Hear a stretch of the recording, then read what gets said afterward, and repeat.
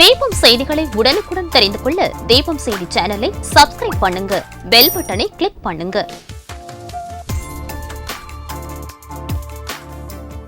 ராஜா theatre சிக்னலில் இருந்து முதல் நகை கடை, 100 வருட தங்க சாம்ராஜ்யம் உங்கள் சிவவல்லி விலாஸ் ஜுவல்லர்ஸ், நம்பர் 259, நேரு வீதி, புதுச்சேரி. வணக்கம். முக்கிய செய்திகள். புதுச்சேரி கடற்கரை சாலை கட்டிடத்தில் தற்காலிக ஆளுநர் மாளிகை, முதலமைச்சர் ரங்கசாமி நேரில் சென்று ஆய்வு. உண்மை நிலையை தெரிந்து கொள்ளாமல் குற்றவாளிக்கு ஆதரவாக முன்னாள் முதலமைச்சர் நாராயணசாமி மறியல் போராட்டம் நடத்துவதா? சபாநாயகர் செல்வம் கண்டனம். புதுச்சேரி அரசு சமூக நலத்துறை சார்பில் உருளையன்பேட்டை தொகுதிக்குட்பட்ட மாற்றுத்திறனாளிகளுக்கு 3 சக்கர வாகனம் வழங்கும் நிகழ்ச்சி. பயனாளிகளுக்கு சட்டமன்ற உறுப்பினர் நேரு வழங்கினார். ஸ்மார்ட் சிட்டி திட்ட பணிகளில் முறைகேடுகள் குறித்து விசாரணை நடத்த வேண்டும். ஆளுநர் முதலமைச்சருக்கு அதிமுக மாநில செயலாளர் அன்பழகன் கோரிக்கை. நீதிமன்ற வாயில் முன்பு 2 சக்கர வாகனம் திருடிய ஓட்டுநர், காவல்துறையினர் கைது செய்து சிறையில் அடைப்பு. மயிலம் முருகன் கோவில் பங்குனி உத்திர திருவிழா கொடியேற்றத்துடன் துவக்கம். திரளான பக்தர்கள் கலந்து கொண்டு சுவாமி தரிசனம். இனி விரிவான செய்திகள். புதுச்சேரி கடற்கரை சாலை கட்டிடத்தில் தற்காலிக ஆளுநர் மாளிகை செயல்பாட்டிற்கு கொண்டு வருவது குறித்து முதலமைச்சர் ரங்கசாமி நேரில் சென்று ஆய்வு மேற்கொண்டார். புதுச்சேரி பாரதி பூங்கா எதிரே உள்ள கவர்னர் மாளிகை சுமார் 250 ஆண்டுகள் பழமையான கட்டிடமாகும். இந்த கட்டிடம் தற்போது சேதமடைந்துள்ளது. எனவே கவர்னர் மாளிகையை வேறு இடத்துக்கு தற்காலிகமாக மாற்ற கவர்னர் கைலாஷ்நாதன் அறிவுறுத்தினார். இதனைத் தொடர்ந்து கவர்னர் மாளிகையை புனரமைக்க முடிவு செய்யப்பட்டது. இதற்காக கடற்கரை சாலை பழைய சாராய வடி ஆலை இருந்த இடத்தில் கட்டப்பட்டுள்ள பொழுதுபோக்கு மைய கட்டிடத்திற்கு கவர்னர் மாளிகையை தற்காலிகமாக மாற்ற முடிவு செய்யப்பட்டுள்ளது. இந்த பணிகள் ரூபாய் 3,88 லட்சம் செலவில் கடந்த செப்டம்பர் மாதம் 15ஆம் தேதி தொடங்கப்பட்டது. 4 மாதத்திற்குள் முடிக்க திட்டமிட்டு பணிகள் நடந்தது. தற்போது இறுதி கட்டத்தை எட்டியுள்ளது. எனவே விரைவில் கவர்னர் மாளிகை அந்த கட்டிடத்தில் செயல்பட்டுக்கு வரும் என்று எதிர்பார்க்கப்படுகிறது. இந்த நிலையில் முதலமைச்சர் ரங்கசாமி நேற்று மதியம் அங்கு சென்று பார்வையிட்டார். அப்போது இதுவரை முடிந்துள்ள பணிகளின் விவரங்கள் குறித்து அவர்களிடம் கேட்டறிந்தார். மீதமுள்ள பணிகளை விரைவில் முடிக்குமாறு உத்தரவிட்டார். உண்மை நிலையை தெரிந்து கொள்ளாமல் குற்றவாளிகளுக்கு ஆதரவாக முன்னாள் முதலமைச்சர் நாராயணசாமி மறியல் போராட்டம் நடத்துவதா என சபாநாயகர் செல்வம் கண்டனம் தெரிவித்துள்ளார்.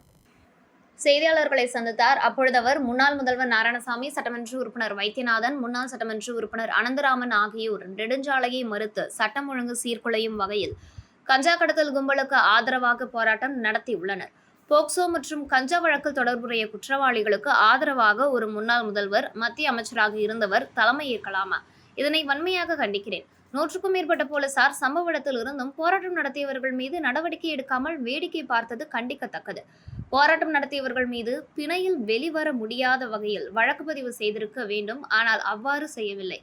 சுற்றுலா பயணிகளை தாக்கியதாக கைது செய்யப்பட்டவர்களை வழக்கு போடாமல் விடுவிக்க அதே பகுதியை சேர்ந்த காங்கிரசின் ராஜீவ்காந்தி பஞ்சாயத்து ராஜ் பிரிவின் தலைவராக உள்ள அமுதரசன் காவல் நிலையத்துக்கு சென்று அங்குள்ள இருக்கையில் அமர்ந்து இன்ஸ்பெக்டர் கலைசெல்வனிடம் வழக்கு போடாமல் அனைவரையும் விடுங்க என்று அராஜகமாக முறையில் நடந்து கொண்டுள்ளார். உண்மை நிலையை தெரிந்து கொள்ளாமல் நாராயணசாமி போராட்டத்திற்கு வந்திருக்க கூடாது. முதல்வர் அறிவிப்பால் நிலை குலைந்து போயுள்ள எதிர்க்கட்சிகள் அனுமதி மீறி போராட்டம் நடத்தி வருகின்றனர். காவல்துறை அவர்கள் மீது நடவடிக்கை எடுக்க வேண்டும் என தெரிவித்தார். ஆனா அது தேசிய நெடுஞ்சாலை, உங்களுக்கு தெரியும் எவ்வளவு ஆம்புலன்ஸ் வரும் அந்த வழியில, எவ்வளவு மக்கள் அதில் பயணிப்பாங்கன்னு சொல்லிட்டு 2 மணி நேரம் ஒரு காவல்துறை அனுமதி இல்லாமல் இது போன்று ஒரு நிகழ்வை நடத்தியிருக்காங்க. அதுக்கு நம்முடைய காவல்துறை வேடிக்கை பார்த்து இது ஒரு கண்டிக்கத்தக்க கூடிய ஒன்றாக நான் கருதுகின்றேன். ஏன்னா பொதுமக்களுக்கு பாதுகாப்பாக இருக்க வேண்டிய காவல்துறையை இது போன்று அவர்கள் போராட்டம் நடத்த அனுமதி வழங்காமல் இருந்தால் அவர்கள் கைது செய்யாதே வன்மையாக கண்டிக்கின்றேன். மேலும் நாராயணசாமி சொல்ல ரெஸ்டோ பார்ல புதுச்சேரி அரசு ரெஸ்டோ பார்க்க அளவுக்கு அதிகமாக கொடுக்குறாங்க. 11 மணிக்கு மேலே தெரிஞ்சுங்க. முதலாக நகர பகுதியை தாண்டி ரெஸ்டோ பார் என்று வயல்வெளியில் மதுரைப்பட்டை சார்ந்த வயல்வெளி எந்த விதமான ரெஸ்டோ பாருடைய விதிகளுக்கு உட்பட்டு இல்லாமல் முன்னாள் சட்டமன்ற உறுப்பினர் ஒருவருக்கு முதலாக வந்து சென்ற காங்கிரஸ் அரசு தான் அந்த ரெஸ்டோபார் என்ற பெயரில் மதுக்கடையை வழங்கியது. அவருக்கு ஒரு கடை இல்லை 3 கடை கொடுத்துருக்காரு நாராயணசாமி அவர் சென்ற ஆட்சியில். அவர் எந்த விதிமுறையை பயன்படுத்தி அவர் கொடுத்தார், அதுக்கு அவர் விளக்கம் சொன்னார். ரெஸ்டோபார்னா நகர பகுதியிலே சுற்றுலா பயணிகளை கவர்வதற்காக அதில் ஒரு அந்த ரெஸ்டோபார்னா ஒரு விதிமுறை இருக்குது. அதாவது பெட்டில் தான் அளந்து கொடுக்கணும், பீர் வந்து ஒரு சின்ன டின் பீர் தான் கொடுக்கணும், மீதி எது வாங்கினாலும் வந்து அந்த அளவு வந்து பாட்டிலாவோ மொத்தமாகவோ விற்பனை செய்ய முடியாது. ஆனால் இவர் வழங்கிய அந்த ரெஸ்டோபார் என்ற 3 பார்களுமே பார், அதாவது ரீட்டைல் ரெப்பல் 2 என்கிற அளவிற்கு விற்பனை செய்கின்ற மையமாக மாறியது. அது ஏன் அப்போது முதலமைச்சர் அந்த நாராயணசாமி கேட்கல? அப்போ அவங்க நைட் 12 வரைக்கும் அங்கே சேல் பண்ணி அது மேலே பல்வேறு வழக்குகள் பதிவு பண்ணிலாம் இருக்கு அந்த ரெஸ்டோபார். இது போன்று இந்த அரசுக்கு அவப்பெயர் உண்டாக்க வேண்டும் என்ற நோக்கத்திற்காக சட்ட ஒழுங்கை பற்றி சொல்றாரு. இந்த 3 பேர் உள்ள என்னென்ன வழக்குகள் வந்து ரெக்கார்டோட ப்ரூவ் பண்ற இன்னைக்கு அதெல்லாம் இல்லை. நாராயணசாமி மறுப்பாரா? அவர் கூட வந்த சட்டமன்ற உறுப்பினர் மறுப்பாருக்கலாம். புதுச்சேரி அரசு சமூக நலத்துறை சார்பில் உருளையன்பேட்டை தொகுதிக்குட்பட்ட மாற்றுத்திறனாளி பயனாளிகளுக்கு சட்டமன்ற உறுப்பினர் நேரு 3 சக்கர வாகனங்களை வழங்கினார்.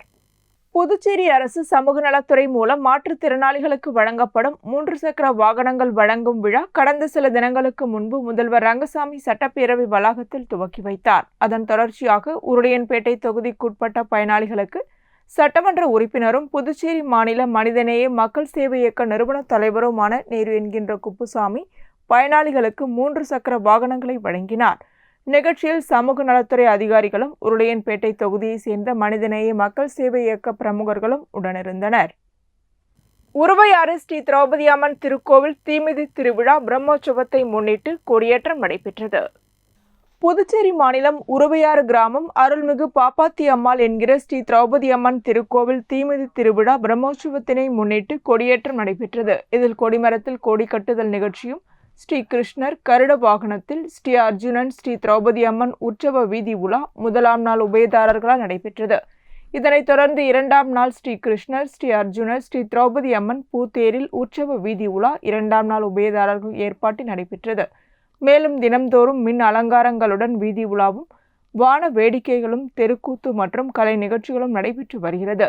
நிகழ்ச்சிக்கான ஏற்பாட்டினை கோவில் தனி அதிகாரி திருமாவளவன், கோவில் நிர்வாக சீதாராமன் மற்றும் உபயதாரர்கள், ஊர் கிராமவாசிகள் செய்திருந்தனர். சிபிஎஸ்இ பாடத்திட்டம் குறித்து புதுச்சேரி கல்வித்துறை இயக்குனர் பிரியதர்ஷினியை தமிழ் உரிமை இயக்கம் சார்பில் சந்தித்து முறையிட்டனர். புதுச்சேரி கல்வித்துறை இயக்குநர் பிரியதர்ஷினியை தமிழ் உரிமை இயக்க தலைவர் பாவானந்த் தலைமையில் நிர்வாகிகள் 50க்கும் மேற்பட்டோர் சந்தித்து சிபிஎஸ்இ பாடத்திட்ட தேர்வுகள் குறித்து முறையிட்டனர். பின்னர் பாவானந்த் செய்தியாளர்களை சந்தித்தார். அப்பொழுது அவர் கூறுகையில், புதுச்சேரியில் சிபிஎஸ்இ பாடத்திட்டம் அமல்படுத்தப்பட்டது. இந்த பாடத்திட்டத்தில் ஏற்கனவே நடைபெற்ற மாதிரி தேர்வில் 95% பேர் படுதோல்வி அடைந்துள்ளனர்.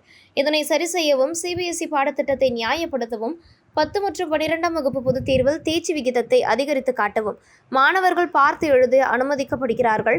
இந்த செயலுக்கு பக்கபலமாக இருக்கும் ஆசிரியர்கள், தலைமை ஆசிரியர்கள், முதல்வர்கள் வைத்து இச்செயல்களில் ஈடுபட்டுள்ளனர். இதனால் புதுச்சேரியின் கல்வித்தரம் பாதிக்கப்படும் நிலையில் உள்ளது. ஆசிரியர்கள் கொதித்தெழுகிறார்கள், மாணவர்கள் குமுறுகிறார்கள், வெளியே சொன்னால் பாதிப்பு ஏற்படும் என்பதால் சொல்லாமல் உள்ளனர். இதுகுறித்து நாங்கள் பள்ளிக்கல்வி இயக்குநரை சந்தித்து எடுத்து கூறினோம். அவர் இது சம்பந்தமாக துறை செயலரிடம் தெரிவித்து, சம்பவம் நடந்தது உறுதியானால் விசாரணை குழு அமைத்து நடவடிக்கை எடுக்கப்படும் என்று தெரிவித்தார். இந்த 1 வாரத்திற்குள் அவர்கள் நடவடிக்கை எடுக்காவிட்டால் அனைத்து அமைப்புகள், மாணவர்கள், இளைஞர்களை ஒன்று திரட்டி முற்றுகை போராட்டம் நடத்தப்படும். இவ்வாறு அவர் கூறினார். மாணவர்களை முற்றிலுமாக பள்ளியிலிருந்து வெளியேற்றி விடுவார்கள் என்கிற பயம் இருக்கிறது. எனவே இதை உணர்ந்துதான் இன்றைக்கு தமிழ் உரிமை இயக்கத்தின் மூலமாக இயக்குநரை சந்தித்து இந்த குற்றச்சாட்டை நாம் முன்வைத்தோம். அதை அவர்கள் ஏற்றுக்கொண்டிருக்கிறார். எனவே இதற்காக தனியாக துறையினுடைய செயலாளரை சந்தித்து ஒரு விசாரணை குழுவை அமைத்து அந்த உண்மையை அறிந்து அந்த மக்களுக்கு வெளிப்படுத்துவோம் என்கிற உத்தரவாதத்தை இன்றைக்கு இயக்குநர் அவர்கள் எங்களுக்கு வழங்கியிருக்கிறார்கள். எனவே அதற்காக நாங்கள் 1 வார காலம் அவர்களுக்கு கால கெடு கொடுத்திருக்கிறோம். 1 வார காலத்திற்குள் அந்த அறிவிப்பு வரவில்லை என்றால் தமிழ் உரிமை இயக்கம் மட்டுமல்ல, அனைத்து அது தொடர்புடைய இயக்கங்களை ஒன்றிணைத்து மிகப்பெரிய முற்றுகை போராட்டத்தை இந்த அரசுக்கு எதிராகவும் கல்வித்துறைக்கு எதிராகவும் நடத்துவோம் என்பதை இதன் மூலம். புதுச்சேரியில் அனைத்து பூர்வீக குடிமக்கள் முதல்வர் ரங்கசாமியை சந்தித்து கோரிக்கை மனுவை அளித்தனர். புதுச்சேரி அனைத்து பூர்வீக குடிமக்கள் மற்றும் அனைத்து பொதுநல அமைப்பினர் இன்று சட்டப்பேரவையில் முதல்வர் ரங்கசாமியை சந்தித்து கோரிக்கை மனுவை அளித்தனர். அந்த மனுவில் புதுச்சேரி யூனியன் பூர்வீக குடி பட்டியலின மக்களுக்கு 1964 மார்ச் 5ஆம் தேதியை கட் ஆஃப் தேதியாக கணக்கில் கொண்டு இடஒதுக்கீடு அடிப்படையில் கல்வி வேலை, அரசு நலத்திட்டங்கள் ஆகிய அனைத்தும் வழங்கப்பட்டு வருகின்றன. அதற்கு ஆதாரமாக சாதி சான்றிதழ் தந்தை வழி பூர்வீகத்தின் அடிப்படையில் மட்டுமே வழங்கப்பட்டு வருகிறது. அதற்கு மாறாக தாய் வழி பூர்வீகத்தை கணக்கில் எடுத்துக் கொள்ளக்கூடாது என்று அவர்கள் வலியுறுத்தினர். இந்த சந்திப்பின் போது புதுச்சேரி தன்னுரிமை கழக சடகோப்பன், அம்பேத்கர் தொண்டர் படையை சேர்ந்த பாவடைராயன் உள்ளிட்ட பொதுநல அமைப்பினர் பலர் கலந்து கொண்டனர். மக்களுடைய உரிமைகளை பறிக்கின்ற விதத்திலே புதுச்சேரி அரசினுடைய சட்ட விதிகளை பயன்படுத்தி வெளியிலிருந்து வரக்கூடியவர்கள் எல்லாம் அரசுடைய நலத்திட்டங்கள் எல்லாம் விட்டுக் கொண்டு செல்கிறார்கள். நாங்கள் அதனை வன்மையாக கண்டிக்கிறோம்.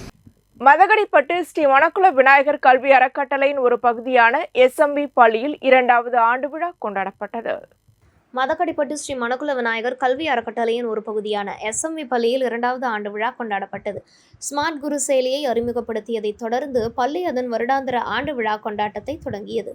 அதன் தொடக்கமாக ஆண்டு விழாவின் தலைப்பு அறிமுகப்படுத்துதல், SMV விப்ரன்ஸ் 2025 விழாவும், பின்னர் முக ஓவிய போட்டி மற்றும் புதையல் வேட்டையும் நடைபெற்றது. இறுதியாக ஆண்டு விழா நிகழ்ச்சிக்காக மதகடிப்பட்டில் உள்ள SMV பள்ளி மின் விளக்குகள் நிறைந்த வளாகமாக மாறியது.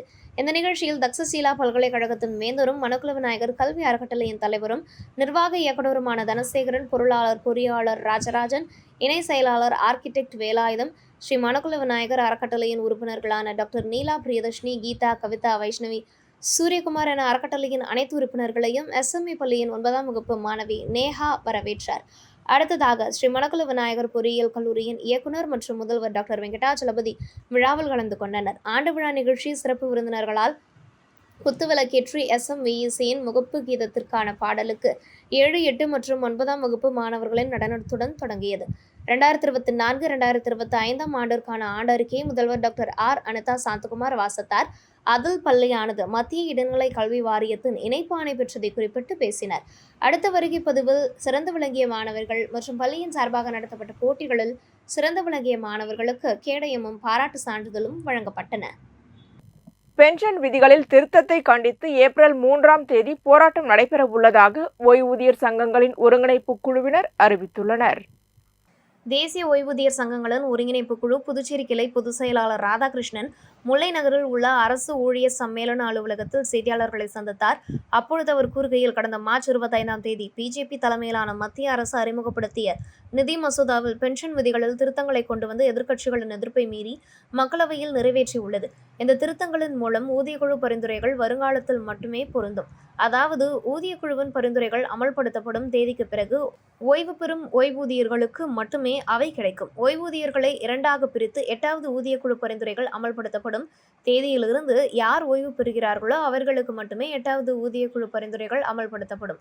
மற்றவர்களுக்கு அந்த பரிந்துரைகள் அமல்படுத்தப்படாது என்பது போன்ற அடிப்படையில் மேற்கண்ட பிரிவுகள் இந்த திருத்தத்தில் சேர்க்கப்பட்டுள்ளதாக தெரிகிறது. திருத்தங்கள் ஓய்வூதியர்களுக்கு மிகுந்த பாதிப்பை ஏற்படுத்தும். எனவே தேசிய ஓய்வூதிய சங்கங்களின் ஒருங்கிணைப்பு குழு நாடு தழுவிய அளவில் ஏப்ரல் 3ஆம் தேதி அண்ணா சிலை அருகே போராட்டம் நடைபெறும். இப்போராட்டத்தில் ஒருங்கிணைப்பு குழுவில் இணைந்துள்ள புதுச்சேரி பென்ஷனர்கள் சங்கம், தபால் துறை ஓய்வூதியர்கள் சங்கம், BSNL பென்ஷனர் சங்கங்கள், ஜிப்மர் ஓய்வு பெற்றோர் நல சங்கம், ரயில்வே ஓய்வூதியர்கள் சங்கம், வருமான வரி ஓய்வூதியர்கள் சங்கம், புதுச்சேரி காவல்துறை ஓய்வூதியர்கள் சங்கம், மின்துறை முன்னாள் பணியாளர்கள் சங்கம் உள்ளிட்டவை கலந்து கொள்கின்றன. இசைப்பூக்கள் வாட்ஸ்அப் குழு மெரினா கடற்கரையில் தமிழ் புத்தாண்டு சித்திரை திருவிழா நடத்தப் போவது குறித்து 2வது முறையாக ஆலோசனை கூட்டம் நடைபெற்றது. அரியாங்குப்பம் மணவெளி பகுதியில் உள்ள இசைப்பூக்கள் வாட்ஸ்அப் குழு புதுச்சேரி மெரினா கடற்கரையில் வருகின்ற ஏப்ரல் 13ஆம் தேதி முதல் முறையாக ஆங்கில புத்தாண்டுக்கு இணையான தமிழ் புத்தாண்டு தினத்தை சித்திரை திருவிழாவாக கொண்டாட உள்ளது. நிகழ்ச்சியில் கில்லி ஆடுகளம் போன்ற படங்களில் நடித்து புகழ்பெற்ற திரைப்பட நடிகர் முருகதாஸ் மற்றும் புதிய தலைமுறை மணிமாறன் ஆகியோர் கலந்து கொள்ளும் டிஜே நிகழ்ச்சிகளும் பல்வேறு கலை நிகழ்ச்சிகளும் நடைபெற உள்ளன. மேலும் இந்த கொண்டாட்டத்தில் உணவுகளும் குளிர்பானங்களும் வழங்கப்பட உள்ளன. இதற்கான நுழைவு சீட்டுகள் மெரினா கடற்கரையில் உள்ள முதல் வாயில் மற்றும் 2வது வாயிலில் உள்ள அலுவலகத்தில் ரூபாய் 1000 கட்டணம் செலுத்தி முன்பதிவு செய்து கொள்ள வேண்டும் எனவும், அலுவலகம் நாள்தோறும் மதியம் 2 மணி முதல் மாலை 7 மணி வரை இயங்கும் என்றும் அதன் நிர்வாகிகள் தெரிவித்துள்ளனர். வில்லியனூர் தொகுதி மாற்றுத்திறனாளி பயனாளிகளுக்கு 3 சக்கர மோட்டார் வாகனத்தை எதிர்க்கட்சி தலைவர் சிவா வழங்கினார். புதுச்சேரி அரசின் சமூக நலத்துறை மூலம் வில்லியனூர் தொகுதியை சேர்ந்த மாற்றுத்திறனாளி பயனாளிகளுக்கு 3 சக்கர மோட்டார் வாகனம் மற்றும் ஏழை மணப்பெண்களின் திருமண உதவித்தொகை பெறுவதற்கான ஆணை வழங்கும் நிகழ்ச்சி வில்லியனூர் சட்டமன்ற உறுப்பினர் அலுவலகத்தில் நடைபெற்றது. இந்நிகழ்ச்சியில் சட்டமன்ற எதிர்க்கட்சி தலைவர் சிவா கலந்து கொண்டு மாற்றுத்திறனாளிகள் 12 நபர்களுக்கு அரசின் 3 சக்கர மோட்டார் வாகனத்தையும், மகளிர் மற்றும் குழந்தைகள் மேம்பாட்டுத்துறை மூலம் வழங்கப்படும் வறுமை கோட்டிற்கு கீழ் வாழும் மணப்பெண்ணின் திருமண உதவித்தொகை ரூபாய் 25,000ற்கான ஆணையை வில்லியனூர் தொகுதியை சேர்ந்த 21 பயனாளிகளுக்கு வழங்கினார். இதில் சமூக நலத்துறை இணை இயக்குனர் ஆறுமுகம், சூப்பரண்ட் திருமுருகன், அதிகாரிகள் பிரதாப், ஆனந்த், அன்பரசன் மற்றும் திமுக தொகுதி செயலாளர் மணிகண்டன், பொதுக்குழு உறுப்பினர் செல்வநாதன், அவைத் தலைவர் ஜலால், விவசாய அணி அமைப்பாளர் குலசேகரன், வர்த்தக அணி அமைப்பாளர் ரமணன், தோமுசா தலைவர் அங்காளன், துணை அமைப்பாளர்கள் காளி, கலிமுல்லா, துணைத் தலைவர் கதிரவன், மங்களம் தொகுதி முரளி, செயற்குழு உறுப்பினர்கள் கலந்து கொண்டனர். உழவர்கரை மேட்டுப்பாளையம் சாலையில் பழுதடைந்த தடுப்பு சுவரை அகற்றி புதிய தடுப்பு சுவர் அமைக்கும் பணியினை சட்டமன்ற உறுப்பினர் சிவசங்கர் பூமி பூஜை செய்து துவக்கி வைத்தார். உழவர்கரை தொகுதி மேட்டு வாய்க்கால் வலது கரையில் மேட்டுப்பாளையம் சாலை முதல் பிராமணர் வீதி அருகே உள்ள முனீஸ்வரன் கோவில் வரை பழுதடைந்துள்ள தடுப்பு சுவரை அகற்றி 37,03,000 ரூபாய் மதிப்பீட்டில் புதிய தடுப்பு சுவர் அமைக்க மறுகட்டுமான பணிக்கான பூமி பூஜை நிகழ்ச்சி நடைபெற்றது. இதில் தொகுதி சட்டமன்ற உறுப்பினர் சிவசங்கர் கலந்து கொண்டு பணிகளை பூமி பூஜை செய்து துவக்கி வைத்தார். இந்த நிகழ்ச்சியில் நீர்ப்பாசன கோட்ட செயற்பொறியாளர் ராதாகிருஷ்ணன், உதவி பொறியாளர் லூயி பிரகாசம், இளநிலை பொறியாளர் கணேஷ், ஒப்பந்ததாரர் பாவாடை, ஊர் முக்கிய பிரமுகர்கள் முருகையன், ஸ்ரீனிவாசன், குருபழனி, கமலநாதன், மணி, மஞ்சுநாதன், வேலு, முரளிதரன், ஜனார்த்தனன் மற்றும் சட்டமன்ற உறுப்பினரின் ஆதரவாளர்கள் கலந்து கொண்டனர். என்ஆர் காங்கிரஸ் மத்திய மாவட்ட செயலாளர் பிரபாகர் ஏற்பாட்டில் லாஸ்பேட்டை ஈசிஆர் சாலையில் நீர்மோர் பந்தல் திறப்பு விழா நடைபெற்றது. தற்போது கோடை காலத்தை முன்னிட்டு வெயிலின் தாக்கம் அதிகரித்து காணப்படுவதன் காரணமாக பொதுமக்கள் பல்வேறு சிரமங்களுக்கு உள்ளாகி வருகின்றனர். இதனை கருத்தில் கொண்டு சமூக சேவகர்கள், அரசியல் பிரமுகர்கள் பல்வேறு இடங்களில் பொதுமக்களுக்கு நீர்மோர் பந்தல் அமைத்து குளிர்ச்சியான பழவகைகள் மற்றும் நீர்மோரினை வழங்கி வருகின்றனர். அதன் ஒரு பகுதியாக லாஸ்பேட்டை ஈசிஆர் சாலை, கிருஷ்ணா நகர், மடுவுப்பேட்டையில் காலாப்பட்டி என்ஆர் காங்கிரஸ் மத்திய மாவட்ட செயலாளர் பிரபாகரன் தலைமையில் நீர்மோர் பந்தல் திறப்பு விழா நடைபெற்றது. இந்நிகழ்ச்சியில் என்ஆர் காங்கிரஸ் மாநில பொதுச் செயலாளர் என்எஸ் ஜெயபால் கலந்து கொண்டு பொதுமக்களுக்கு நீர்மோர் மற்றும் குளிர்ச்சியூட்டும் தர்பூசணி பழங்களை வழங்கி நிகழ்ச்சியினை தொடங்கி வைத்தார். இந்நிகழ்ச்சியில் என்ஆர் காங்கிரஸ் மத்திய மாவட்ட தலைவர் ராஜகோபால், பொதுச் செயலாளர் ராகவேந்தர் ஆகியோர் முன்னிலை வகித்தனர். மேலும் என்ஆர் காங்கிரஸ் மத்திய மாவட்ட பொறுப்பாளர்கள், துணைத் தலைவர்கள், செயலாளர்கள், துணை செயலாளர்கள், செயற்குழு உறுப்பினர்கள், கட்சி நிர்வாகிகள், என்ஆர் காங்கிரஸ் மத்திய மாவட்ட நிர்வாகிகள் உட்பட பொதுமக்கள் பலர் கலந்து கொண்டனர்.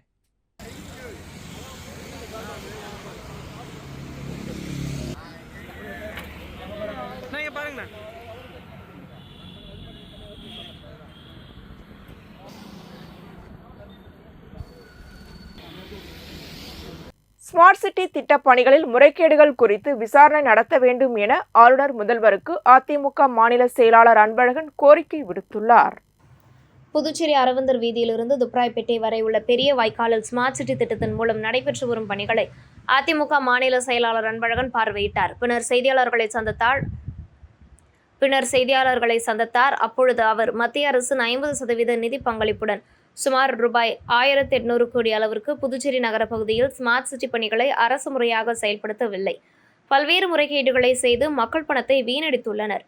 தற்போது அரவிந்தர் வீதியிலிருந்து துப்ராய்பேட்டை முடிவு வரை கழிவுநீர் வாய்க்காலை மேம்படுத்தும் பணிகளில் நல்ல நிலையில் உள்ள 11 சிறிய பாலங்களை இடித்துவிட்டு அதே நிலையில் புதிய பாலங்கள் அமைக்கப்பட்டு வருகின்றன. அதற்காக ஸ்மார்ட் சிட்டி பணத்திலிருந்து ரூபாய் 16 கோடி நிதி ஒதுக்கீடு செய்யப்பட்டுள்ளது. அதேபோன்று ஒருங்கிணைந்த கண்காணிப்பு கட்டுப்பாட்டு மையம் என்ற பெயரில் சுமார் 112 கோடி மதிப்பில் வருவாய்த்துறைக்கு இப்பணி செய்ய அனுமதி அளிக்கப்பட்டுள்ளது. இப்பணிக்காக ஒப்பந்ததாரர் எவ்வித முன் அனுபவம் இல்லாதவர். மக்களுடைய வரிப்பணம் ஏதோ ஒரு திட்டத்தை செயல்படுத்துவதன் மூலம் வீணடிக்கப்படுவதை துணைநிலை ஆளுநர் எப்படி ஏற்றுக்கொள்கிறார் என்று தெரியவில்லை. குமரகுருபலம் அடுக்குமாடி குடியிருப்பு, அண்ணாதிடல் புனரமைப்பு, புதிய பேருந்து நிலையம் புனரமைப்பு, ஒருங்கிணைந்த கண்காணிப்பு கட்டுப்பாட்டு மையம் ஆகியவற்றுக்கு செலவு செய்யப்பட்டுள்ள தொகைகள் குறித்து ஒரு விரிவான விசாரணைக்கு கவர்னரும் முதல்வரும் உத்தரவிட வேண்டும். ஸ்மார்ட் சிட்டி திட்டம் ஏன் வெற்றி பெறவில்லை என அரசு விசாரணை நடத்த வேண்டும் என தெரிவித்தார். இதுல மாண்பு முதலமைச்சர் கூட இந்த நடைபெற்ற சட்டமன்ற கூட்டத்தொடர்ல இந்த ஸ்மார்ட் சிட்டி திட்டப்பணிகள் எதிர்பார்த்த அளவுக்கு வெற்றி கொடுக்கல, மனநிறைவு கொடுக்கலன்னு சொல்லிட்டு தன்னுடைய ஆதங்கத்தை தெரிவித்தார். அது உண்மை. அது ஏன்னா முதலமைச்சர் சொன்னது 100க்கு 100 உண்மை. இந்த நீங்க பாத்தீங்கன்னா பல திட்டங்கள், அதாவது குமரகுரு அடுக்குமாடி கட்டடத்துல முறைகேடு, அண்ணாதிடல் புனரமைப்புல முறைகேடு, அதே போன்று இந்த புதிய பஸ் நிலையம் அது புனரமைப்புல மிகப்பெரிய ஊழல். அதுல அதே போன்று ஒருங்கிணைந்த கட்டுப்பாட்டு மையம் 120 கோடி ரூபாய் செலவுல வந்து வருவாய்த்துறை கொடுத்துறீங்க. அவங்க எங்க சிசிடி கேமரா வைக்கிறாங்க, என்ன வைக்கிறாங்கன்னு தெரியல. அவங்களுக்கு இது வந்து முன் அனுபவம் பெற்றவங்களாம் கூட தெரியல. திடீர்னு பார்த்தா ஒரு கம்பெனியை கூட்டு 120 கோடி ரூபாய் வேலைக்கு வந்து நீங்க வந்து பணியை கொடுத்துட்டீங்கன்னா யாருடைய பணம் இது? இது மக்களுடைய வரி பணம். டெல்லி முதலமைச்சர் மீது பிஜேபி வந்து வழக்கு போட்டுக்குது. என்னதான் போட்டுறாங்க? மக்களுடைய வரி பணத்தை அவர் வீணடிச்சான்னு போட்டுறாங்க. அப்படி பாத்தீங்கன்னா நீங்க இந்த ஸ்மார்ட் சிட்டில மட்டும் கிட்டத்தட்ட பல 100 கோடி ரூபாய் மக்களுடைய வரி பணத்தை தொடர்ந்து இங்க இருக்கின்ற அதிகாரிகள் வீணடித்துள்ளனர். திட்டமிட்டு வீணடித்து அதுல வந்து முறைகேடு நடந்துக்குது. இப்படிப்பட்ட முறைகேடுகளுக்கு வந்து முதலமைச்சர் வந்து தன்னுடைய ஆதங்கத்தை மட்டும் சட்டமன்றத்தில் தெரிவிச்ச பத்தாது. தவறு செஞ்ச அதிகாரிகள் மீது ஒரு நடவடிக்கை எடுப்பதற்கு மாண்பு முதலமைச்சர் அவர்களும் மேதகு துணைநிலை ஆளுநர் அவர்களும் ஒரு உரிய விசாரணைக்கு உத்தரவிட வேண்டும் என்று நாங்க வந்து கேட்டுக்கிறோம். நீதிமன்ற வாயில் முன்பு இருசக்கர வாகனம் திருடிய ஓட்டுநரை காவல்துறையினர் கைது செய்து சிறையில் அடைத்தனர். புதுவை உருளையன்பேட்டை காவல் நிலைய காவல்துறையினர் வாகன தணிக்கையில் ஈடுபட்டிருந்தனர். அப்போது நீதிமன்றம் வாயிலிருந்து பூட்டப்பட்ட இருசக்கர வாகனம் ஒன்றை வாலிபர் ஒருவர் தள்ளி கொண்டு வந்துள்ளார். இதனை பார்த்து போலீசார் சந்தேகமடைந்து அந்த வாலிபரிடம் விசாரணை மேற்கொண்டனர். அவர் முன்னுக்கு பின் முரணாக பதிலளித்தார். இதனை அடுத்து அவரை காவல் நிலையம் அழைத்து சென்ற போலீசார் விசாரணை நடத்திய போது அவர் வில்லியனூர் கீழ் அக்ரகாரம் பகுதியை சேர்ந்த ரகு என்பதும் இவர் ஓட்டுநராக பணியாற்றி வருவதும் தெரிய வந்தது. மேலும் அவர் நீதிமன்ற வாசலில் இருசக்கர வாகனத்தை திருடியதை ஒப்புக்கொண்டார். இதனை அடுத்து காவல்துறையினர் அவர் மீது வழக்கு பதிந்து கைது செய்தனர். மேலும் அவரிடமிருந்த மற்றொரு இருசக்கர வாகனத்தை பறிமுதல் செய்தனர். தொடர்ந்து அவரை நீதிமன்றத்தில் ஆஜர்படுத்தி காலாப்பட்டு சிறையில் அடைத்தனர். மயிலம் ஸ்ரீ முருகன் கோவிலில் பங்குனி உத்திர திருவிழா கொடியேற்றத்துடன் துவங்கியது. திண்டிவனம் அருகே மயிலம் முருகன் கோவில் அமைந்துள்ளது. முருகப்பெருமான் வள்ளி தெய்வானையுடன் திருமண கோலத்தில் பக்தர்களுக்கு காட்சியளித்து வருகிறார். சிறப்பு வாய்ந்த இக்கோவிலில் ஆண்டுதோறும் பங்குனி உத்திர திருவிழா நடைபெறும். அதன்படி இந்த ஆண்டிற்கான பங்குனி உத்திர திருவிழா கொடியேற்றத்துடன் தொடங்கியது. இதனை ஒட்டி மூலவரான முருகனுக்கு பால், தயிர், இளநீர் உள்ளிட்ட பல்வேறு பொருட்கள் மூலம் சிறப்பு அபிஷேகங்கள் செய்யப்பட்டது. பின்னர் தங்க கவசம் அணிந்து மலர் அலங்காரத்தில் வள்ளி தெய்வானையுடன் முருகன் பக்தர்களுக்கு காட்சியளித்தார். தொடர்ந்து உற்சவ மூர்த்திகளுக்கு சிறப்பு அபிஷேகம், அலங்காரம் செய்யப்பட்டது. மேலும் வள்ளி தெய்வானையுடன் வெள்ளி கவசத்தில் விநாயகர், சண்டிகேஸ்வரர் ஆகியோர் பல்லக்கில் அங்குள்ள கொடிமரம் முன்பு எழுந்தருளினர். பின்னர் கொடிமரத்திற்கு சிறப்பு அபிஷேகம் நடைபெற்றது. இதனை அடுத்து அர்ச்சகர்கள் வேத மந்திரங்கள் முழங்க மயிலம் பொம்பூராதினம் 20ஆம் பட்ட சிவஞான பாலையா சுவாமிகள் மயில் உருவம் பொறிக்கப்பட்ட துவாஜா யோகம் எனும் கொடியை ஏற்றினார். பக்தர்கள் கந்தனுக்கு அரோகரா, முருகனுக்கு அரோகரா என்ற பக்தி கோஷங்களை எழுப்பி சுவாமி தரிசனம் செய்தனர். தொடர்ந்து கொடிமரத்திற்கு மகா தீபாராதனை காண்பிக்கப்பட்டது. விழாவில் விழுப்புரம், கடலூர் மற்றும் புதுச்சேரி உள்ளிட்ட பல்வேறு பகுதிகளில் இருந்து வந்திருந்து ஏராளமான பக்தர்கள் சுவாமி தரிசனம் செய்தனர்.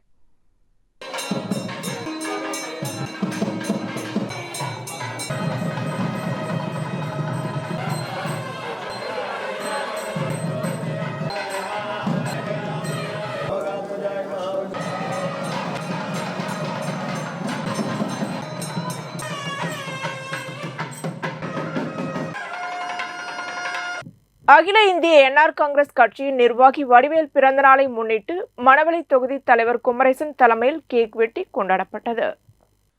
அகில இந்திய என்ஆர் காங்கிரஸ் கட்சியின் நிர்வாகி வடிவேல் பிறந்த நாளை முன்னிட்டு மணவெளி தொகுதி என்ஆர் காங்கிரஸ் கட்சியின் தொகுதி தலைவர் குமரேசன் தலைமையில் அவரது இல்லத்தில் கேக் வெட்டி இனிப்புகள் வழங்கி கொண்டாடப்பட்டது. மேலும் இந்நிகழ்ச்சியில் மணவெளி தொகுதி என்ஆர் காங்கிரஸ் கட்சியின் தொகுதியின் நிர்வாகிகள் புருஷோத்தமன், கன்னியப்பன், மாசிலாமணி, திருமால், குமரன், அன்பழகன், வரத தேசிகன், குமாரசெல்வன் உள்ளிட்ட நிர்வாகிகள் மற்றும் ஆதரவாளர்கள், தொண்டர்கள் இந்நிகழ்ச்சியில் கலந்து கொண்டு பொன்னாடை போர்த்தி பூங்குத்து கொடுத்து பிறந்தநாள் வாழ்த்தினை தெரிவித்தனர். ஊசுடு தொகுதிக்குட்பட்ட ராமநாதபுரம் கிராமத்தில் சாலை அமைக்கும் பணிக்கான பூமி பூஜை அமைச்சர் சாய்ஜே சரவணகுமார் தலைமையில் நடைபெற்றது.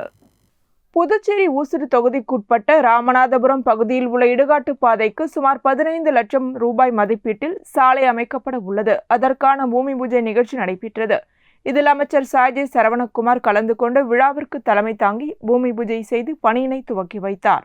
இந்நிகழ்ச்சியில் வில்லியனூர் கொம்பின் பஞ்சாயத்து ஆணையர் ரமேஷ், உதவி பொறியாளர் எலன் ஷர்மிளாநாதன், இளநிலை பொறியாளர் பிரதீப் குமார் மற்றும் தொகுதி ஒருங்கிணைப்பாளர் சாய் தியாகராஜன், தொகுதி தலைவர் முத்தாலு முரளி, தொகுதி தலைவி மல்லிகா, ஊர் முக்கியஸ்தர்கள் ரமேஷ், சீதாராமன், பாபு, தில்லானா, கட்சி நிர்வாகிகள் லட்சுமிகாந்தம், தனலட்சுமி, சாலை மற்றும் குடிநீர் பொறுப்பாளர் கருணாகரன் உட்பட ஊர் பொதுமக்கள் பலர் கலந்து கொண்டனர். வில்லியனூர் மாதா கோவில் வீதியில் வாய்க்கால் அமைக்கும் பணியினை எதிர்க்கட்சி தலைவர் சிவா தொடங்கி வைத்தார்.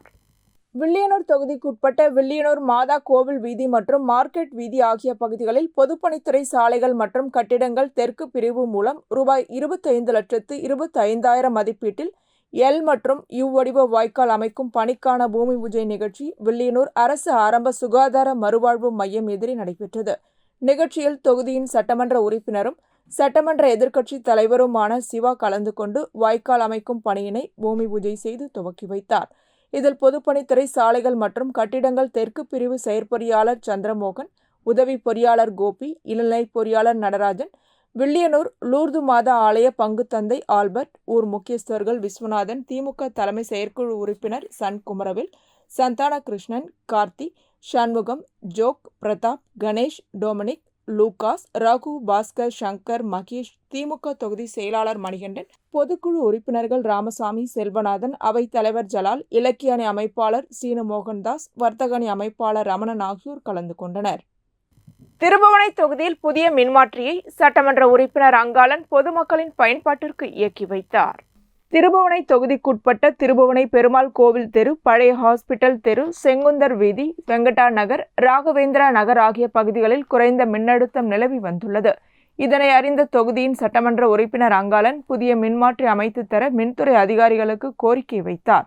இதனை அடுத்து புதிய மின்மாற்றி அமைக்க ரூபாய் 15,82,000 ரூபாய் மதிப்பீட்டில் திட்டம் தயாரிக்கப்பட்டு அரசு அனுமதி பெறப்பட்டு இதற்கான பணிகள் கடந்த வாரம் தொடங்கப்பட்டது. இதனையடுத்து புதிய மின்மாற்றி அமைப்பதற்கான அனைத்து பணிகளும் நிறைவடைந்த நிலையில் தொகுதியின் சட்டமன்ற உறுப்பினர் அங்காளன் தலைமையில் புதிய 200 கிலோவாட் மின்மாற்றியை இயக்கி வைத்து பொதுமக்களின் பயன்பாட்டிற்கு கொண்டு வந்தார். இந்நிகழ்ச்சியில் திருபுவனை துணை மின் நிலைய உதவி மின் பொறியாளர் பன்னீர்செல்வம், இளநிலை மின் பொறியாளர் பழனிவேல் மற்றும் மின்துறை ஊழியர்கள், ஊர் முக்கிய பிரமுகர்கள், சட்டமன்ற உறுப்பினரின் ஆதரவாளர்கள், பொதுமக்கள் கலந்து கொண்டனர். கோட்டக்குப்பம் நலத்திட்ட சமூக சேவகி கவிதா சிவகுமார் பொதுமக்களுக்கு பல்வேறு நலத்திட்ட உதவிகளை வழங்கினார். கோட்டக்குப்பம் நலத்திட்ட சமூக சேவகி கவிதா சிவகுமார் வாரம் ஒருமுறை பொதுமக்களுக்கு அன்னதானம் உள்ளிட்ட பல்வேறு நலத்திட்ட உதவிகளை வழங்கி வருகிறார். அதன்படி ரயில் நிலையம் எதிரே உள்ள தூய இருதய ஆண்டவர் ஆலயம் முன்பு ஷா ஃபவுண்டேஷன் சார்பாக பொதுமக்களுக்கு அன்னதானம் மற்றும் வேட்டி சட்டை உள்ளிட்டவை வழங்கப்பட்டது. ஷா அறக்கட்டளையின் நிறுவனர் ஹப்துன்பி மற்றும் ஷா அறக்கட்டளையின் பொருளாளரும் கோட்டக்குப்பம் சமூக சேவகியுமான கவிதா சிவகுமார் உள்ளிட்ட பலர் கலந்து கொண்டு நலத்திட்ட உதவிகளை வழங்கினர். இந்த விழாவில் சுமார் 100க்கும் மேற்பட்டோருக்கு அன்னதானம் உள்ளிட்ட நலத்திட்ட உதவிகள் வழங்கப்பட்டது.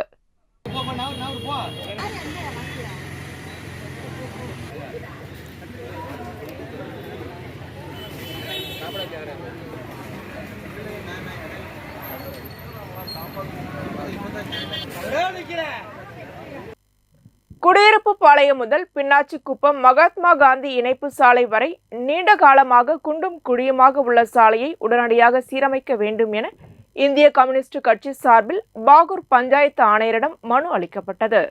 ஏம்பலம் தொகுதி இந்திய கம்யூனிஸ்ட் கட்சியின் செயலாளர் பெருமாள் பாகூர் கொம்யூன் பஞ்சாயத்து ஆணையரிடம் கோரிக்கை மனு ஒன்றை அளித்துள்ளார்.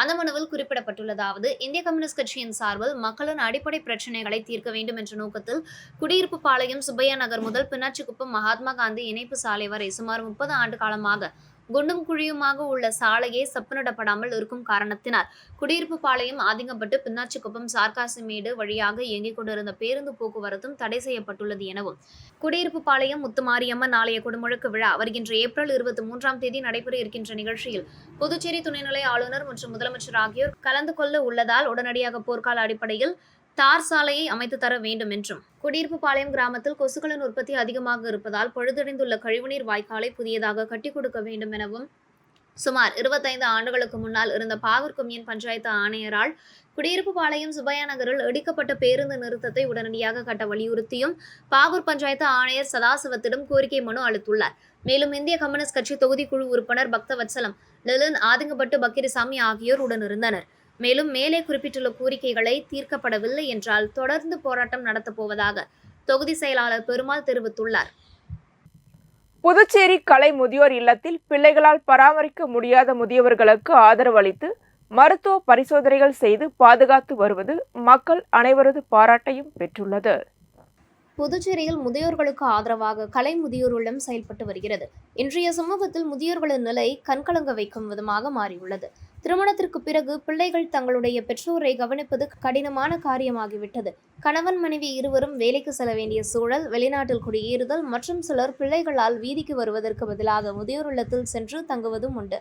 மற்றொரு புறம் வெளிநாட்டில் இருக்கும் பிள்ளைகள் தங்களால் நேரடியாக பராமரிக்க முடியாத சூழலில் தனியார் முதியோர் இல்லங்களில் பெற்றோர்களை சேர்க்கின்றனர். இது குறைபாடாக தெரிந்தாலும் முதியோர்களுக்கு அன்பும் பாதுகாப்பும் வழங்கும் ஒரு வழியாகவே முதியோர் இல்லங்கள் திகழ்ந்து வருகின்றது. அந்த வகையில் புதுச்சேரி முதலியார்பேட்டை காமராஜர் சாலை 100 அடி சாலையில் அமைந்துள்ள கலை முதியோர் இல்லம் கொரோனா காலத்தில் தனித்து விடப்பட்ட முதியோர்களை பாதுகாக்கும் நோக்கில் சமூக சேவையாளராக திகழ்ந்த கலைவாணி கணேசன் முதியோர்களுக்கு உதவிக்கரம் நீட்டினார்.